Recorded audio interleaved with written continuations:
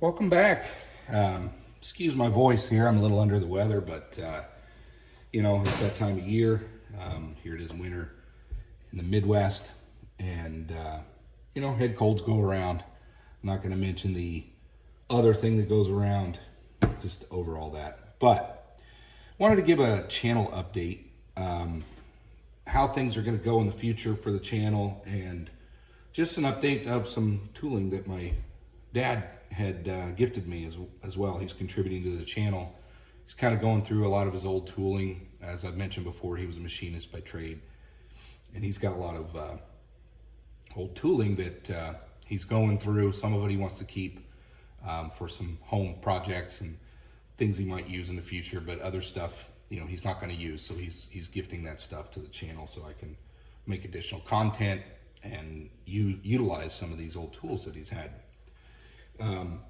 But before we get to what he has donated and gifted for the channel, some of the updates with the channel are, I want to be clear that I have no affiliation with Vevor, although almost all of my videos state Vevor Mini Lathe this, Vevor that. And it's the reason that it started out that way was because I was doing videos specifically on this Vevor MX 400 mini lathe. And the idea was to share this very specific model for anyone that was looking to purchase one, and maybe some insight into some of their other models, as well as an experience using, buying something from that organization, that particular brand. It's not to promote them in any way, shape, or form. You choose whoever you want to buy one of these from if you decide to even buy one. That's the idea of the channel. Here's my experience from somebody's perspective who's never even touched a lathe before. So the reason I'm bringing this up, I've noticed some comments on the channel, almost accusational in nature that I'm promoting this product. And I can see where that impression would be, the conclusion can come to because I state Vevor this and that. That's really just to help people searching for, if you go to YouTube, you search for Vevor Mini Lathe, you're looking for a specific product, trying to get them to find my content. Plus I want to get viewers and subscribers. I'm doing this as a personal goal to try to build a channel and see if I can do it. It's not something I need to do, it's just something I want to do. So I'm going to finish out the year with this first, basically it's the first 6 months. I changed the name of the playlist, but it's basically my journey of the first 6 months of getting into hobby machining, never having touched a metal lathe or done any of this before. So I'm hoping that you'll see my progression from the first video unboxing to today, or whenever this video comes out, that you'll see a progression of improvement. And there won't be any expertise by any means, but there should be a progression of improvement projects, learning proper terminology and all that sort of thing. So that's the idea of that playlist. I'm going to end that particular playlist, and I'm going to change from now on. I'm going to start titling my videos without the Vevor name. It may hurt channel views. I don't know. I don't know how the algorithms and search and all that stuff works, but again, I would like to continue to get views. I want the channel to grow. I'd like to get subscribers. My next goal is to monetize. Again, it's not about the money. It's just, can I do it? It's a personal challenge I gave myself. So, but some of the comments, of course, the internet's full of all kinds of people, but there's one that's, the second time I've seen this one. It's Promosm, Promosm. I don't even know what that is, so I Googled it. And it looks like it's a company that promotes YouTube content or a product through YouTube. I don't know. That's not what I'm doing. I got nothing to do with Vevor. I don't have any partnership with them. Now, if they want to throw me a free mini mill or a free something that's substantial and me do a review that's unbiased, I'll take it. I'm not going to deny it. I'd love to have a mini mill, but my budget does not allow for that right now. the idea would be, if I'm going to get in and expand this hobby, I'd like the hobby to pay for itself. So if I can monetize a channel and get funds from advertising on YouTube, excuse me, then that's how I would like to pay for things on this channel. I don't want to go out and spend a whole lot more money just buying products here and there and everywhere.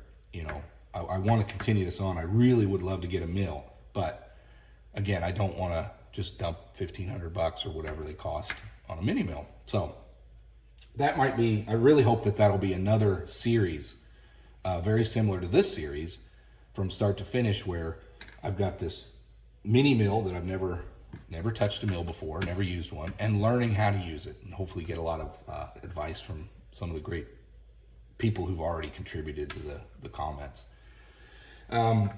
So I guess this Promosum is some company or something. I got nothing to do with these people. I went ahead and deleted their comments. I don't want people to just flood my comment sections and scam people or try to use it for promoting their crap. I do want it to be an open forum for people with different opinions. You know, if you're going to be a jerk out there, if it's somewhat objectionable, I'll leave it out there so people can see how much a jerk you are. But if it's totally trash, I'm going to remove the comment. But if people are going to throw advertising things out there, I don't know what that is. So I deleted those comments after doing a Google review. People said just delete them. So that's what I did. So that's the future of where I'm going to take this, starting next year. Basically, I'm going to have a new playlist, and all of my videos will be more or less titled Mini Lathe something, you know, part of a D's workshop. You know, we're just going to continue on with projects and learning and turning with this, but it's going to be more of a, not with a product specific title, but more of what can you do with a mini lathe, and how do you learn, and how does somebody who's in my situation, who has no experience, what are the challenges you face, and as you learn, you know, a lot of you who are experienced probably can relate to a lot of my challenges, things that you've ran into when you were new to either the trade or the hobby. So that's where this channel will go. I want to keep it going. I'm enjoying it. I like editing the videos. I like putting them out there. I like the community, a lot of helpful people. You know, there's a lot of good people out there. So I'm going to keep going. So far, I'm enjoying it. So that's where this channel will go. Let's get on to some of these tools, what my dad was generous to provide. I got some chamfering bits. I'm really happy. I don't have any of these, and I usually just use the deburring tool to do a chamfer, even though it's not a true chamfer. I just didn't have one, but he had one that he hadn't used before. This is a 5/8 chamfering bit, brand new. Again, this is going to be so handy. I can use these on my drill press, at least to, you know, because I don't have a mill, but, you know, that's just going to be really handy if I want to countersink some screws. You know, I don't have a welder or can't weld, so all of my fastening has got to be threads. That or maybe a rivet or something like that, but I don't really want to get into that. So everything to fasten parts together is going to have to be threaded. So chamfering is going to be pretty critical, I think, for clean, you know, making finished polished products. Here's another new bit. That's just going to be just super helpful. Thank you, Dad, for donating these and giving these to me. So that's some chamfer bits. There's just some old, you know, tool bits, twist drill bits. These are always handy to have. You know, you break them or whatever. So plenty of that kind of stuff. He had a couple extra center drill bits that were just kind of loose, so he donated those, and one of these is the size I broke anyway, so it'll be a nice replacement. These small ones, I guess, break pretty easily. At least they do in my experience, but again, I'm still learning, trying to figure out how to use them. He gave me a reamer, so this will come out. I'm going to try to come up with a project where I can try to create a precision reamed hole that I need to have for a pin or something, and just practice some precision work at some point. Excuse me. But yeah, this is a 3/8 reamer. So pretty excited to have that. First reamer I've ever had. A stare metric tool, conversion chart, decimals to millimeters, fractions, decimals, that sort of thing, and then millimeters, decimals. So nice little stare reference chart. This one I'm pretty excited about. This is a tap and drill.